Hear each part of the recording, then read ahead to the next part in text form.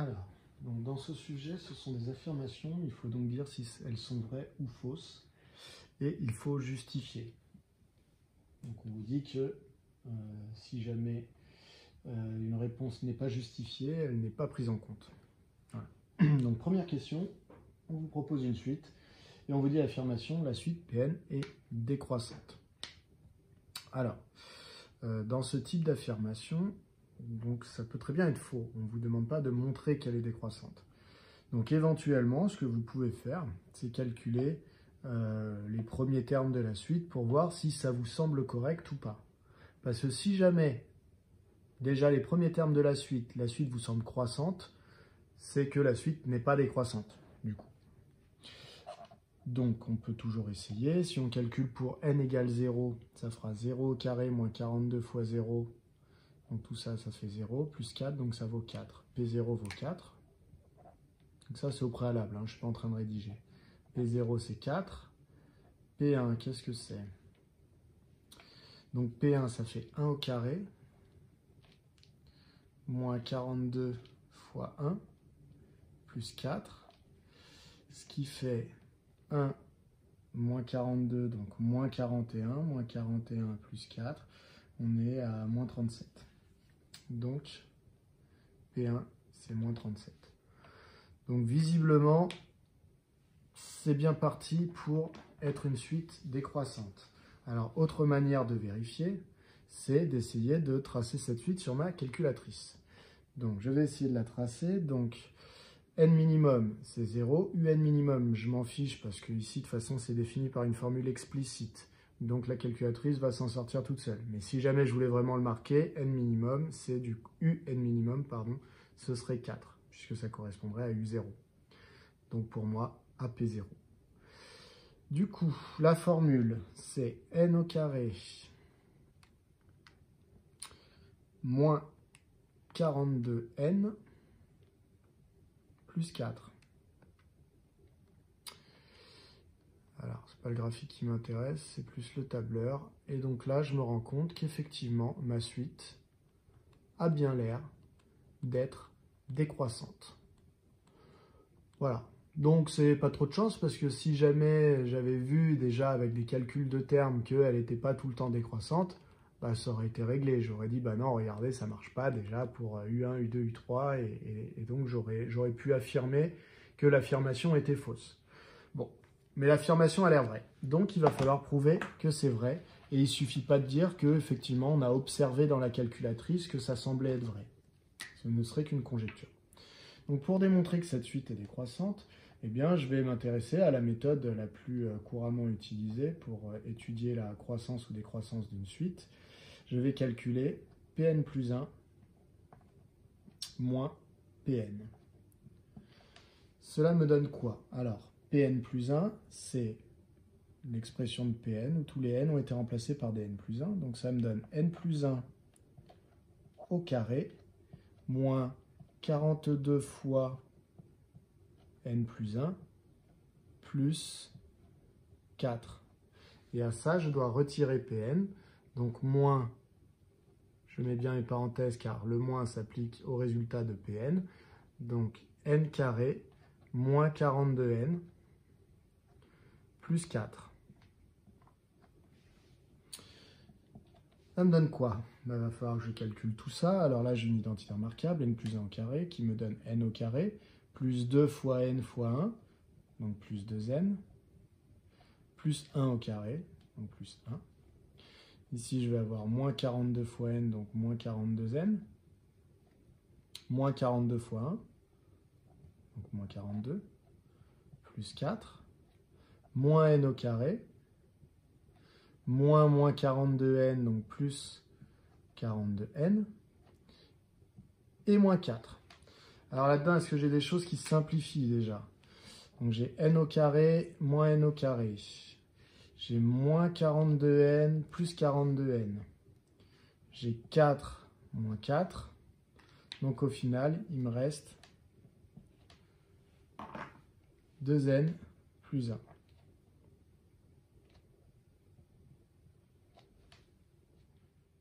Non, pas 2n plus 1, puisque j'ai aussi le moins 42 ici. Donc 2n 1 moins 42 moins 41. Et tant mieux, parce que s'il me restait 2n plus 1, mon résultat aurait été positif, ce qui aurait été en contradiction avec le fait qu'elle est censée être décroissante. Donc voilà. La question, c'est est-ce que 2n moins 41, ici, est toujours positif ou toujours négatif. Donc je vais chercher à savoir les n pour lesquels, du coup, Pn plus 1 moins Pn serait négatif. Car si je veux montrer que la suite est décroissante, il va falloir que je montre que Pn plus 1 moins Pn eh bien, est un nombre négatif. Ce qui signifiera que Pn est plus grand que Pn plus 1, donc que mes termes sont en train de décroître. Donc ça, je vais chercher quand est-ce que c'est négatif. Alors, je résous l'inéquation. 2n moins 41 plus petit que 0. C'est équivalent à 2n plus petit que 41, ce qui est équivalent à n plus petit que 41 sur 2, je ne change pas le sens car j'ai divisé par nombre positif, ce qui est équivalent à dire n plus petit que 20,5. Ce qui veut dire qu'en réalité, ce résultat, 2n-41, ici, est effectivement négatif que lorsque n est plus petit que 20,5. Donc comme n c'est un entier naturel, pour moi c'est jusqu'à n égale 20. Donc jusqu'à n égale 20, 2n-41 est un nombre négatif. Mais après, donc à partir de n égale 21, ce nombre sera positif. Donc en réalité, ma suite ici n'est pas décroissante. Elle est décroissante sur les premiers termes jusqu'au rang n égale 20, puis elle est croissante.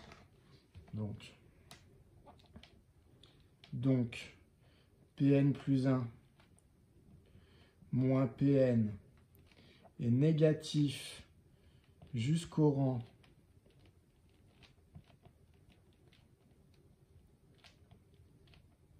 n égale 20, puis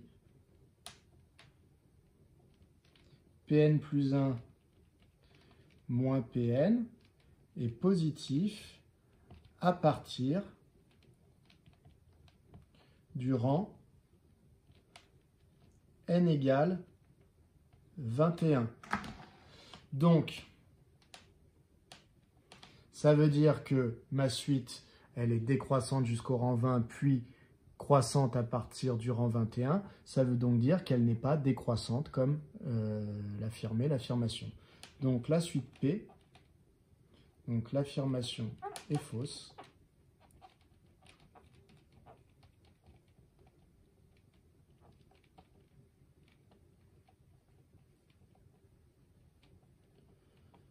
La suite n'est pas décroissante. Alors on pourrait dire, bah, si elle est au début. Oui, mais si elle n'est qu'au début, c'est que globalement, elle n'est pas décroissante. La suite Pn n'est pas décroissante. Alors vous pourriez me dire aussi, bah, comment ça se fait que sur ma calculatrice, je ne l'ai pas vu? Eh bien, le fait est que sur ma calculatrice, visiblement, je ne suis pas allé voir assez loin dans mon tableur. Donc je vais essayer d'aller voir plus loin que 20, puisque visiblement c'est à partir de 20 que ça change. Donc vous voyez, U20 c'est moins 436, U21 c'est moins 437, et là vous voyez on remonte. Moins 436, moins 433, moins 428, etc. Donc en réalité, c'était pour me tromper, hein, très certainement, que la suite avait été créée comme ça. Donc elle est décroissante jusqu'au rang 20. Alors on a même vu sur la calculatrice, c'est jusqu'au rang 21. On peut l'inclure dans, puisqu'il se trouve que U21 visiblement est plus petit que U20. Mais à partir de U21, eh bien, mes termes, la valeur de mes termes réaugmente. Donc voilà, affirmation fausse. Alors au passage, j'aurais pu me passer de tout ça si jamais je m'en étais rendu compte avec ma calculatrice. Vous voyez, si j'étais allé voir et que je m'étais rendu compte que, par exemple, U30 et valait moins 356 alors que U20 valait moins 436, il suffit que j'exhibe ces deux termes en disant « Ah bah regardez, U20 est plus petit que U30 » et ça suffisait à dire que ma suite n'était pas décroissante. Donc en fait, j'aurais pu aller beaucoup plus vite. Le problème, c'est que au début, j'ai eu l'impression que la suite allait être décroissante. Voilà un petit peu. Alors, dans cette question, on nous donne une suite définie par U0 égale petit a. Est-ce qu'on nous donne des informations sur petit a? Oui, petit a, c'est un nombre réel. Pour tout n appartenant à grand N, un plus 1, c'est 1 tiers de la racine carrée de un carré plus 8. On me définit aussi une suite V, donc elle est finie à partir de la suite U, puisque Vn est exprimé en fonction de Un. Voilà, la question, c'est l'affirmation plutôt, c'est que Vn est géométrique.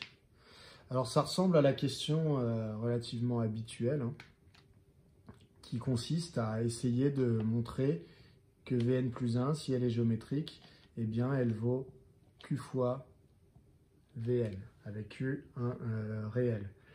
Et donc dans ce cas-là, on essaie d'exprimer Vn plus 1 en fonction de Vn. Donc je vais essayer de faire ça.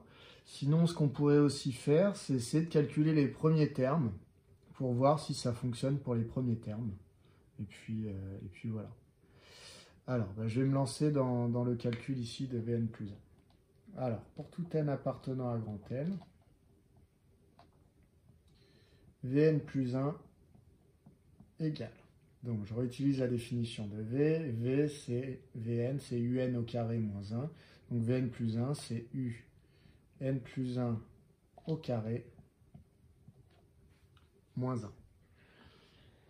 Moi, je vais en fonction de Vn. Donc là, il y a deux choses qui ne me plaisent pas. Déjà, Vn plus 1, je l'ai en fonction de U. Et U quoi? Un plus 1. Donc, il y a l'indice qui ne me plaît pas et il y a le nom de la suite qui ne me plaît pas. Donc, je vais remplacer Un plus 1 par son expression en fonction de Un. J'obtiens donc 1 tiers de la racine carrée de Un au carré plus 8 au carré moins 1. Donc là, j'ai remplacé l'expression du n plus 1 par cette expression-là. Mais le carré portant sur un plus 1, là, le carré porte sur tout la multiplication. Donc c'est égal à... Je vais effacer ça, ça me dérange. Donc, quand j'ai un carré sur une multiplication, le carré s'applique à chacun des deux facteurs. Donc ça fait 1 tiers au carré.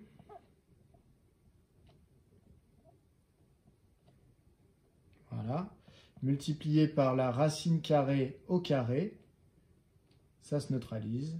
Donc il me reste ce qu'il y avait sous la racine carrée.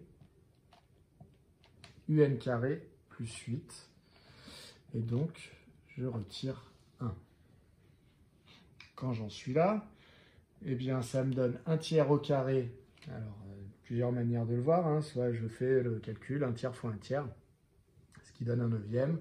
Soit je rappelle la règle qui est que quand j'ai un quotient au carré, le carré s'applique au numérateur et au dénominateur, ce qui fait 1 au carré sur 3 au carré, c'est-à-dire 1/9. C'est la même chose. Donc 1/9 de Un carré plus 8 moins 1. Donc, quand on en est là, on n'a toujours pas ce qu'on voulait. Nous, on voulait Vn plus 1 en fonction de Vn. Donc, on va se poser la question à savoir comment on peut se débarrasser des Un pour obtenir des Vn. On a la formule ici qui dit que Vn, c'est égal à Un au carré moins 1. Donc, en fait, je peux me débarrasser des Un au carré. Regardez, puisque des Un au carré, en réalité, valent Vn à qui je retire 1, à qui je rajoute 1, pardon. Donc Vn plus 1. Donc, quand je vois Un carré, je peux le remplacer par Vn plus 1. Ici, je vois Un au carré, je vais donc le remplacer par Vn plus 1.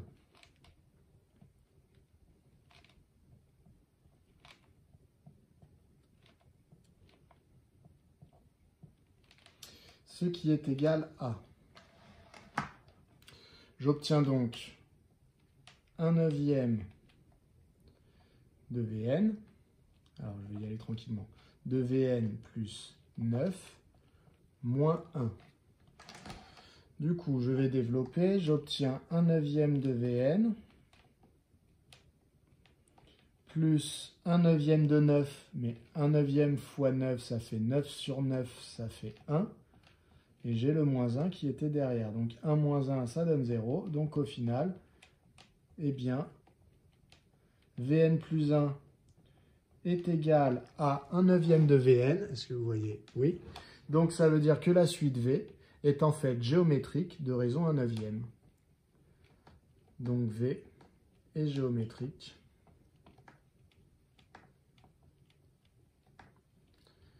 de raison 1/9. Donc, on ne se laisse pas troubler. Alors, le premier terme, je m'en moque. Hein. Là, c'est une affirmation. Est-ce que c'est vrai ou c'est faux? Donc, l'affirmation est vraie. Je n'ai pas besoin du premier terme pour dire qu'elle est géométrique. Donc, attention à ça. Vous avez tendance à vouloir exprimer UN. Ce n'est pas grave si vous exprimez UN au carré, puisqu'ici, on a bien UN au carré. Donc, on remplace le bloc UN carré, en fait. Ce bloc-là, on le remplace par celui-là. Voilà, on le substitue. Voilà pour cette question. Donc, affirmation vraie. La suite V est géométrique.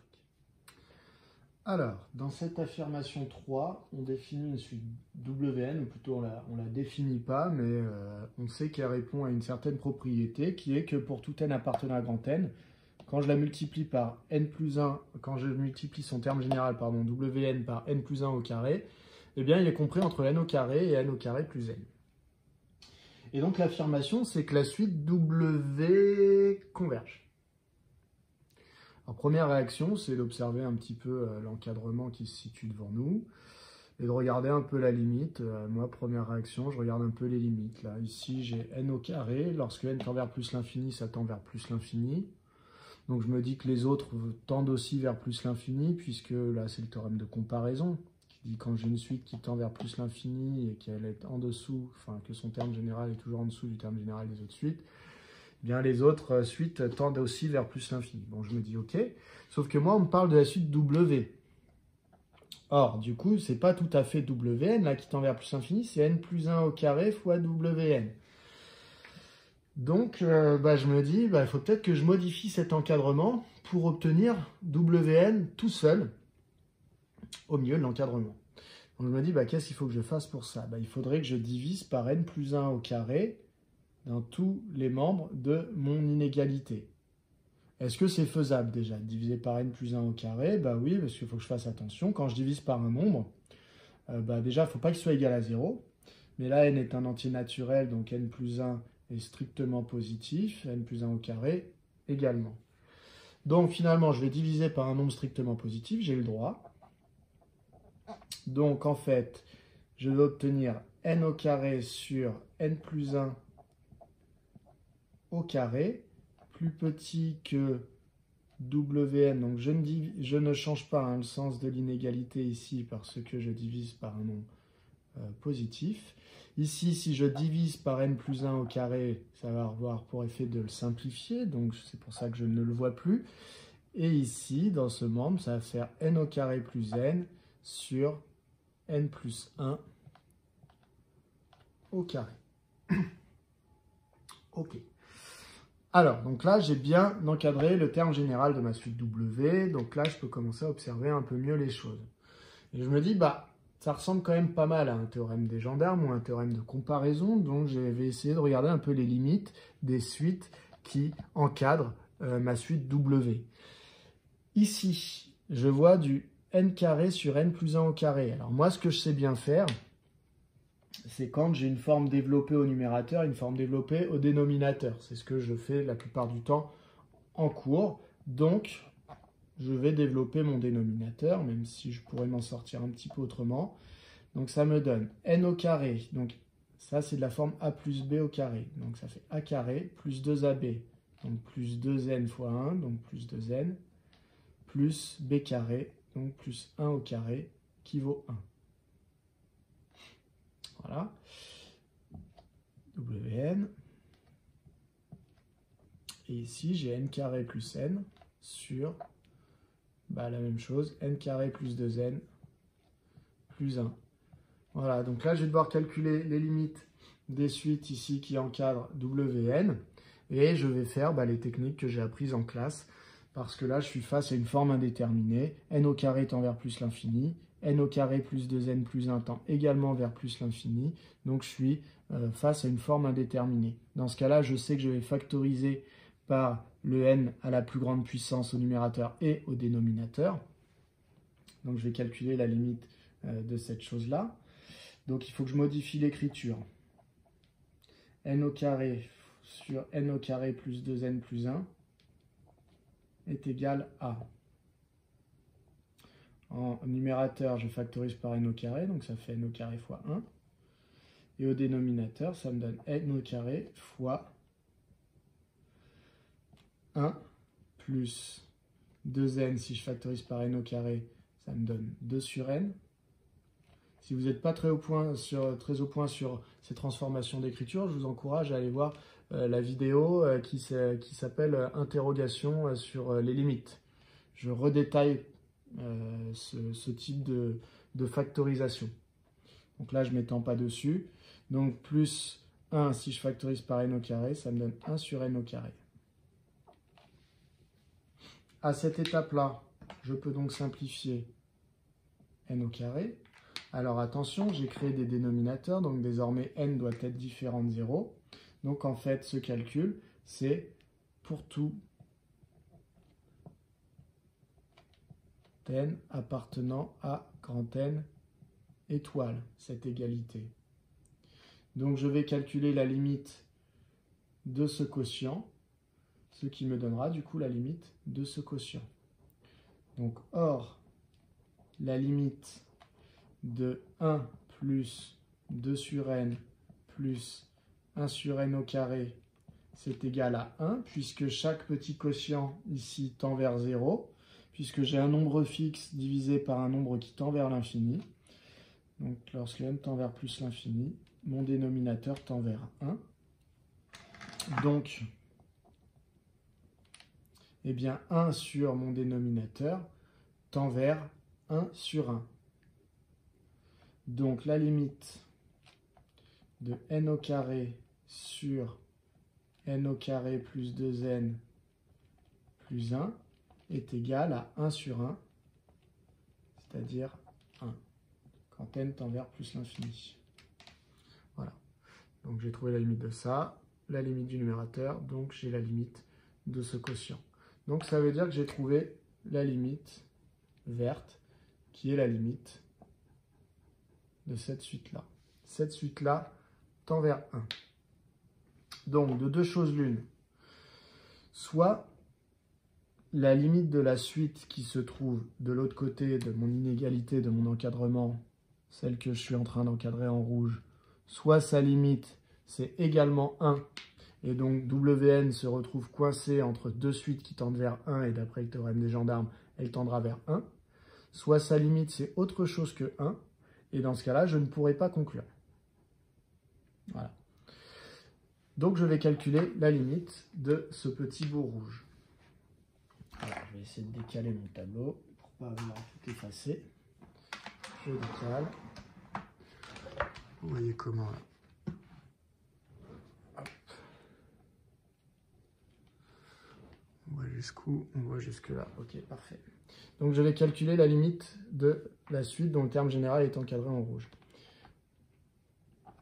La technique pour calculer la limite de cette suite, le problème il est le même que pour celle que j'avais encadrée en vert, c'est-à-dire que je suis face à une forme indéterminée, puisque lorsque n tend vers plus l'infini, n au carré plus n tend vers plus l'infini, et n au carré plus 2n plus 1 aussi.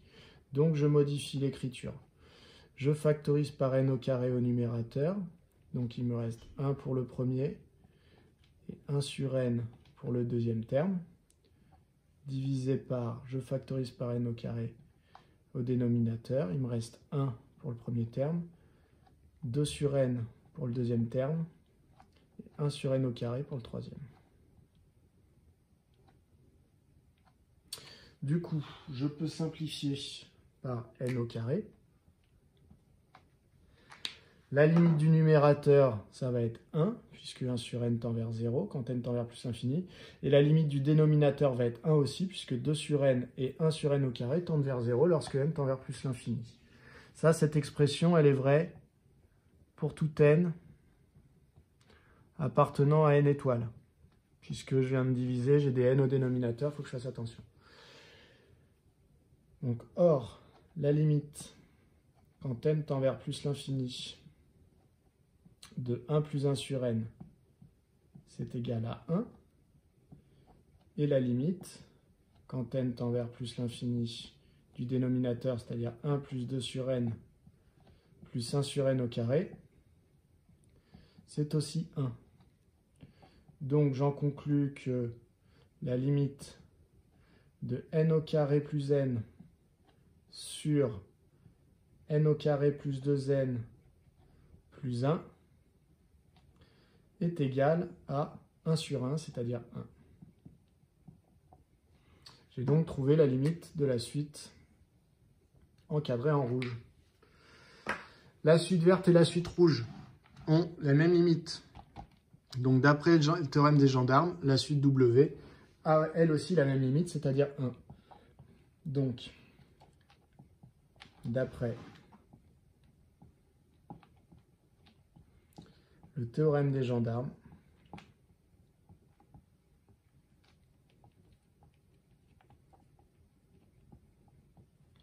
la limite de Wn lorsque n tend vers plus l'infini est égale à 1. Donc l'affirmation était vraie. La suite W converge, puisque je vois qu'elle tend vers 1. Donc elle converge, et je sais même mieux que ça, je sais vers quoi elle converge vers 1. Dans la partie B, on me définit une suite de telle manière. Donc on me demande de calculer U1. Donc pour calculer U1, j'applique ma formule de récurrence qui est ici, donc qui permet de calculer un terme connaissant celui d'avant. Donc U1 est égal à 2 fois le terme précédent, c'est-à-dire 2 fois U0 sur 1 plus U0. Ce qui est égal à 2 fois 1/2 sur 1 plus 1/2. Ce qui est donc égal à 2 fois 1/2, ça fait 2 sur 2, ça fait 1. Et le dénominateur, 1 plus 1/2, 1 c'est 2/2. Donc ça fait 2/2 plus 1/2, ça fait 3/2. Voilà, divisé par un nombre, ça revient à multiplier par son inverse. Donc finalement, 1, au lieu de le diviser par 3/2, je vais le multiplier par l'inverse de 3/2, c'est-à-dire 2 sur 3, 2 tiers. Et donc ça me donne 2 tiers. Voilà, donc U1 est égal à 2 tiers. Donc on me demandait un résultat sous forme d'une fraction réductible, donc c'est celle-là. Alors, dans la question 2, on me demande de démontrer par récurrence que, eh bien en fait, UN, donc je me le marque dans un coin, UN est égal à 2 puissance n sur 1 plus 2 puissance n pour tout n appartenant à grand N, pour tout entier naturel n. Voilà, en gros, on me donne une formule explicite et il faut que je la démontre, puisque moi, ce que je connais, c'était la formule de récurrence de la suite U. Donc, je vais définir ma propriété. Donc, je vais définir ma propriété Pn, qui est que, visiblement, UN serait égal à 2 puissance n sur 1 plus 2 puissance n. Et donc, je vais vouloir montrer par récurrence que cette propriété, elle est vraie pour tout n appartenant à grand N. Donc, je vais commencer par l'initialisation. Donc, l'initialisation, c'est essayer de prouver que la propriété, déjà, elle est vraie pour le tout premier n. Donc, c'est-à-dire pour nous, pour n égale 0. Alors, je me l'écris dans un petit coin. Quand n vaut 0, ce que je veux démontrer, du coup, c'est que U0 vaut pareil que 2 puissance 0 sur 1 plus 2 puissance 0. Alors, faut que je vérifie. U0, l'énoncé m'avait dit U0, c'était 1/2. Donc U0 vaut 1,5. Qu'est-ce que vaut l'autre côté? Donc 2 puissance 0 sur 1 plus 2 puissance 0, je le calcule pour voir ce que ça donne. 2 puissance 0, ça vaut 1, donc ça donne 1 sur 1 plus 1, c'est-à-dire 1,5. Donc effectivement, ça fonctionne pour n égale 0, donc je vais bien le préciser. Donc U0 est bien égal à 2 puissance 0 sur 1 plus 2 puissance 0, donc P0 est vrai. Donc la propriété au rang 0 est vraie.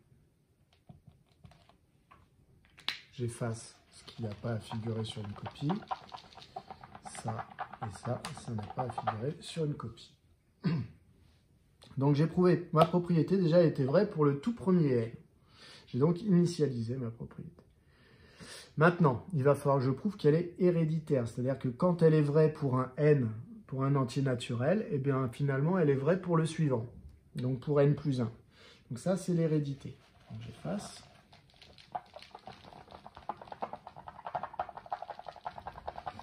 Du mal à s'effacer, ce feutre.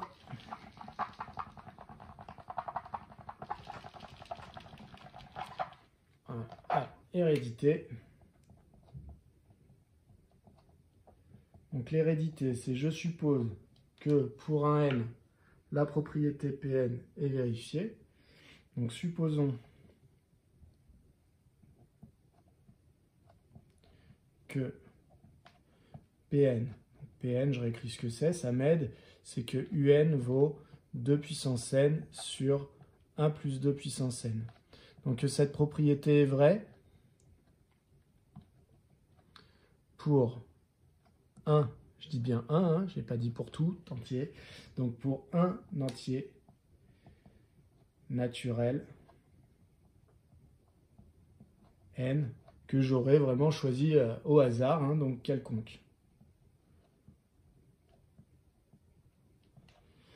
Je vais montrer que, donc montrons que Pn plus 1, donc la propriété au rang n plus 1, donc je vais la réécrire, je remplace tous les n par n plus 1, donc ça me donne Un plus 1, devrait être égal à 2 puissance n plus 1 sur 1 plus 2 puissance n plus 1. Donc montrons que cette propriété est également vraie. Ça voudra dire que la propriété Pn a entraîné la propriété Pn plus 1. Le fait que la première soit vraie, ça entraîne que la suivante est vraie. Et donc j'aurais prouvé que cette propriété était héréditaire. Alors, comment faire ça? Je pars de ce que j'ai supposé vrai. Je me décale un peu au cas où j'ai besoin de place à un moment. Donc j'ai supposé que Un était égal à 2 puissance n sur 1 plus 2 puissance n. Donc je le considère comme vrai. Et donc je vais essayer de refabriquer ici Un plus 1 pour voir si de l'autre côté ça se passe bien. Alors, comment refabriquer Un plus 1?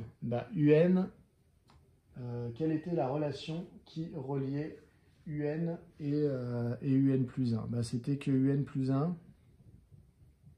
était égal à 2 Un sur 1 plus Un. Alors, plutôt que de refabriquer, parce que refabriquer, vous voyez, ce serait compliqué, puisque le Un apparaît à plusieurs endroits, qu'on a vu comment faire quand c'est comme ça. Là, je vais plutôt essayer de calculer tout simplement Un plus 1. Donc ça, j'en suis sûr que Un plus 1, c'est 2 fois Un sur 1 plus Un, parce que c'est la définition de ma suite U. C'est la formule de récurrence. Donc, le fait que Un soit égal à 2 puissance n sur 1 plus 2 puissance n, ça veut dire que Un plus 1, c'est égal à quoi? Comme je sais que c'est 2 Un sur 1 plus Un, je peux dire que ça fait 2 fois ce que j'ai prouvé, enfin ce que j'ai supposé vrai pour Un, c'est-à-dire que ça fait 2 fois le quotient de puissance n sur 1 plus 2 puissance n. Ça, c'est le 2 Un. Et donc, sur 1 plus Un, donc sur 1 plus et Un, donc comme j'ai supposé que ça valait bien 2 puissance n, sur 1 sur 1 plus 2 puissance n, je le remplace par ça. Et je me retrouve voilà, avec un quotient, avec des quotients au numérateur et au dénominateur. Donc, je continue mon calcul. Alors ça, je peux l'effacer, j'en ai plus besoin, donc tout le monde a bien compris. UN plus 1, je veux vérifier si ça vaut ça.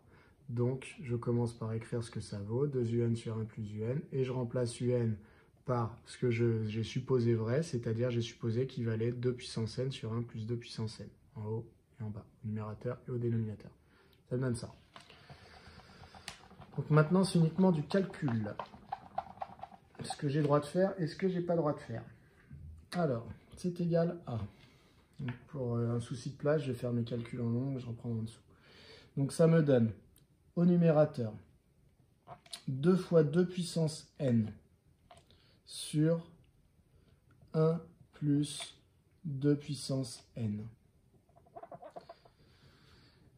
divisé par, au dénominateur, ici, j'ai un nombre, cette fois-ci, c'est une addition. Donc autant la multiplication ne me posait pas de problème, hein, je multiplie le numérateur, autant l'addition, il faut que je mette au même dénominateur avant. Donc 1, c'est pareil que 1 plus 2 puissance n sur 1 plus 2 puissance n. Un nombre sur lui-même, ça vaut 1. Plus la fraction qui était juste à côté, 1 plus 2 puissance n. Donc là, c'est essentiel de bien écrire, hein, pour ne pas vous perdre dans vos calculs. Du coup, ça me donne, au numérateur, 2 fois 2 puissance n. Donc 2 puissance n, c'est 2 fois 2 fois 2 fois 2 fois 2, n fois. Donc si je rajoute un fois 2, bah, du coup, il y a n plus une fois. Donc ça fait 2 puissance n plus 1 divisé par 1 plus 2 puissance n.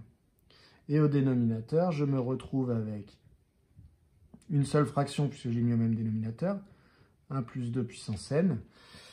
Et au numérateur de cette fraction, je me retrouve avec 1 plus 2 puissance n, plus encore 2 puissance n. Du coup, je reprends mon calcul ici. Bah, du coup, je me retrouve avec une fraction divisée par une autre fraction. Donc, je peux enlever, enfin m'arranger pour ne plus avoir la grande fraction. Donc, ça me donne 2 puissance n plus 1 sur 1 plus 2 puissance n multiplié par, donc là, je divisais par cette fraction, donc ça revient à multiplier par l'inverse de cette fraction. Donc, l'inverse de cette fraction, c'est le dénominateur qui devient numérateur. 1 plus 2 puissance n sur 1 plus 2 fois 2 puissance n. Ah oui, 2 puissance n plus 2 puissance n, ça fait 2 fois 2 puissance n. Donc je me retrouve avec ça. C'est égal à... Alors là, normalement, ça fait 2 puissance n plus 1 fois tout le bloc, 1 plus 2 puissance n. Et au dénominateur, ça fait tout le bloc 1 sur 2 puissance n fois 1 plus 2 fois 2 puissance n. Quand je dis tout le bloc, c'est juste pour signifier que je peux simplifier par 1 plus 2 puissance n, puisqu'en fait, au numérateur, tout comme au dénominateur, en facteur, j'ai 1 plus 2 puissance n.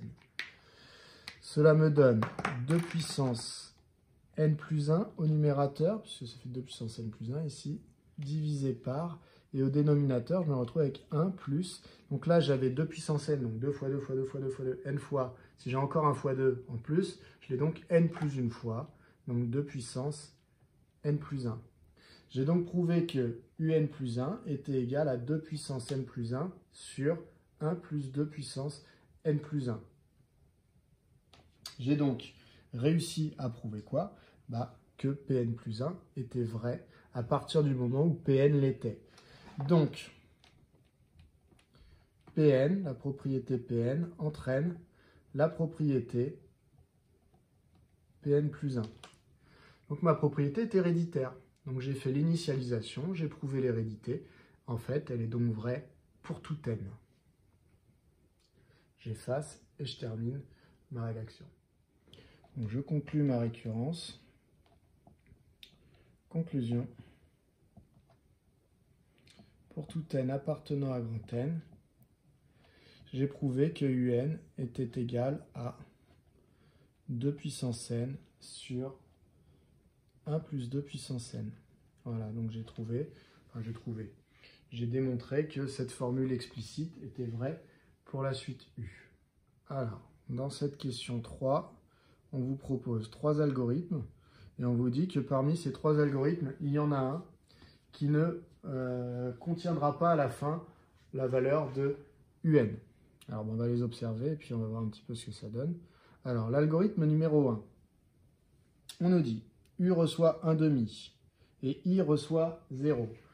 Donc, visiblement, ça fait référence à la suite qui disait que U0 valait 1/2. Donc, l'indice est 0 au début et la valeur du terme, c'est bien 1/2.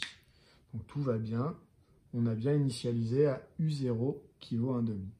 Ensuite, on me dit, tant que I est plus petit que N, strictement, eh bien, je vais prendre 2 fois ce qu'il y a dans U et je vais diviser par U plus 1, donc ce qu'il y avait dans U plus 1. Et ça, je vais le stocker dans U.